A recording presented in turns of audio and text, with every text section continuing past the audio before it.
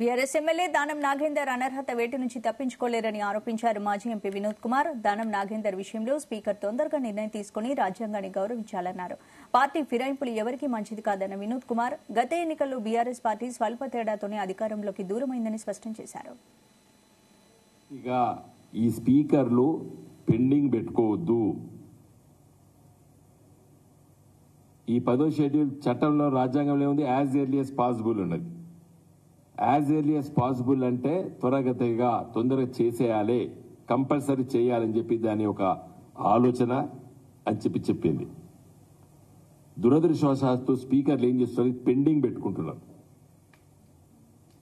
నేను నా రిక్వెస్ట్ ఈరోజు ఈ ప్రెస్ మీట్ ద్వారా కోరేది ఏంటంటే, మరి గౌరవ తెలంగాణ రాష్ట్ర శాసనసభ స్పీకర్ ప్రసాద్ గారు యాజ్ ఎర్లీ యాజ్ పాసిబుల్ అంటే మీరు 24 గంటల్లో డిస్పోజ్ చేయొచ్చు. నా రిక్వెస్ట్ ఏంటంటే, మీరు ఒక శాసనసభ స్పీకర్గా ఉన్నారు కాబట్టి మీరు వెంటనే డిస్పోజ్ చేయాలి.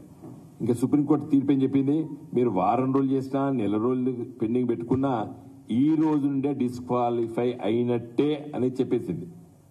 ఇలా దానం నాగేందర్ గారు నిన్న కండవా కప్పుకున్నారు కాబట్టి నిన్నటి నుండే ఆయన డిస్క్వాలిఫై చట్ట ప్రకారంగా. ఆయనకు జీతభత్యాలు ఇవన్నీ ఏం రావు. డీమ్ ఆయన స్పీకర్ గారు వారం రోజులకు చేస్తారా, 10 రోజులకు చేస్తారా, 20 రోజులకు చేస్తారా, లేదా 24 గంటల్లో చేస్తారా అనే డిస్క్రిషన్ పవర్. ఎందుకంటే ఇప్పుడు సుప్రీంకోర్టు ఫుల్ బెంచ్ లో ఉంది. ఎన్ని రోజులు అనేది ఆ 10th షెడ్యూల్లో స్పెసిఫిక్ గా లేదు కాబట్టి ఇవి చేస్తున్నారు. కాబట్టి నా రిక్వెస్ట్ ఏంటంటే, స్పీకర్ గారు యాజ్ ఎర్లీ యాజ్ పాసిబుల్ అనేది రాజ్యాంగంలో ఉంది. సుప్రీంకోర్టు, హర్యానా కోర్టులు చాలా 1 month లో చేయమని చెప్పింది. ఒక జడ్జిమెంట్ లోపల సుప్రీంకోర్టు అయితే పెండింగ్ పెట్టుకోవద్దని చెప్పింది. సరే స్పెసిఫిక్ గా పీరియడ్ లేదు కాబట్టి ఇవాళ ఫుల్ బెంచ్ ముందు సుప్రీంకోర్టులో ఉంది. ఏదేమైనప్పుడు కూడా దీన్ని తొందరగా డిస్పోజ్ చేయాలని చెప్పి నేను కోరుతున్నాను స్పీకర్ గారిని. మరి బీజేపీ పార్టీ డిఫెక్షన్ చేసింది.